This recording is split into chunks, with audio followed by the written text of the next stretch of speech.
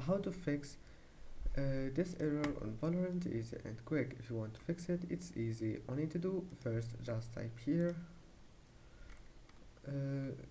Windows, update settings, and then make sure to install all the updates that you can find here. And after installing the updates, just you need to open Riot Games folder, and here's it, Riot Games. And if you can't find it, right click on Valorant, open file location, click here to go back, then click Valorant, and that's it. Here's it, Valorant live, and then click shooter game, binaries 164, scroll down, right click on this one here, properties, and make sure go to compatibility and make sure to enable those two options.